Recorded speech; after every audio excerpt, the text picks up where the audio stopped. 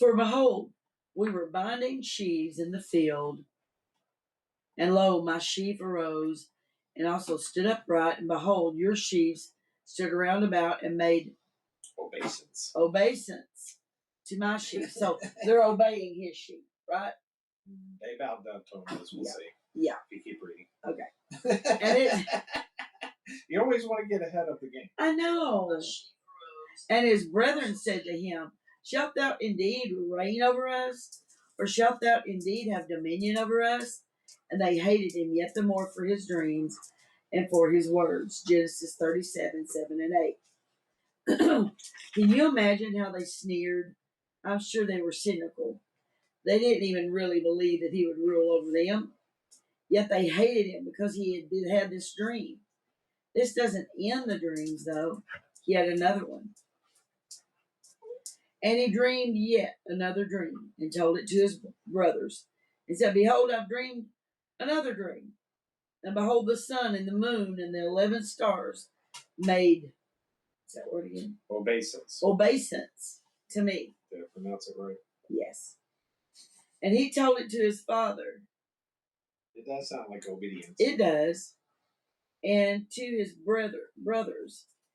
And his father rebuked him and said, What is this dream that thou hast dreamed? Shall I and thy mother and thy brethren indeed come to bow down ourselves to thee, to the earth? And his brethren envied him, but his father observed the saying. Genesis 37, 9 through 11. He told this dream, and they understood what he was talking about. The same image appears in Revelations 12 and 1, where there's a woman described clothed with the sun, and the moon is under her feet. She had a crown of 12 stars on her head. That means the nation of Israel. These brethren understood that Joseph was telling them about themselves and the sons of Israel. We are seeing the nation of Israel at the beginning here. Genesis is like a bud, and the flower opens up as we go through the scripture. Here's a bud that's not going to open up until we get in the book of Revelation. It's a late bloomer. By the way, it's going to open up there. We need to understand what's being said rather than trying to make guesses. We don't need to be guessing when it's made this clear. Oh, Jacob understood it. Exactly. And he chided. Does this mean that your father, your mother, and your brothers are going to bow down to you? All Joseph could answer was, that was the dream. He didn't try to interpret it because it was evident. His brothers just dismissed it, paid no attention, and they thought it wasn't even in the realm of possibility as far as they were concerned. They knew that not one of them would ever bow down to Joseph, but Jacob observed the saying.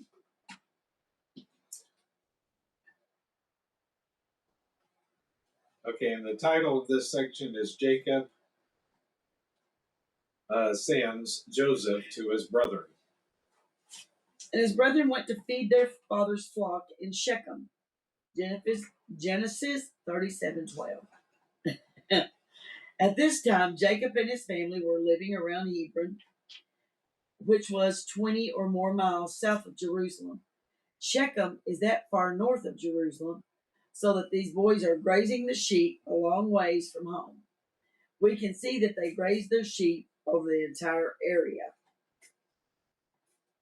Okay, and that concludes J. Vernon McGee's commentary on verses 7 through 12. And now let's look at Chuck Smith's commentary on verses 7 through 12. And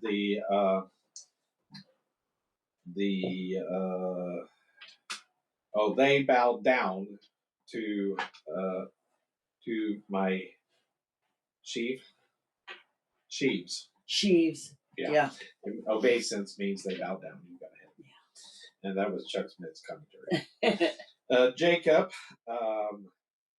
tucked it away in the back of his mind, and that reminds me of what Mary did about Jesus.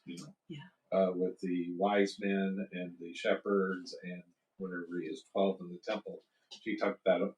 It's kind of the same thing. So, Jesus, where have you been?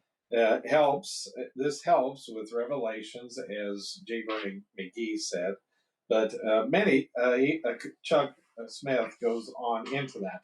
I remember when we were doing Revelations, if you remember, J. Vernon McGee said that who the woman was would tell you how your interpretation of Revelations, and so Chuck Smith says that many want to say it is the church. To say the church will go through the tribulation, and the child is a super saint. It's straining of the text. It doesn't fit. In other words, they're trying to make it fit. Their outcome is what a lot of people do when they go to Revelations. The church will be with child, where she is supposed to be a chaste virgin. It doesn't add up. The Bible best commentary is the best commentary on the Bible. So Cecil would be proud. He preached that. He did tonight, and so he sure did. Chuck Smith agrees with Cecil. Yes. Even though I don't know if Cecil would read Chuck Smith. He doesn't know Chuck Smith. He doesn't or listen to him. Yeah, probably not. The brothers got out of there. They went to Shechem. Yep.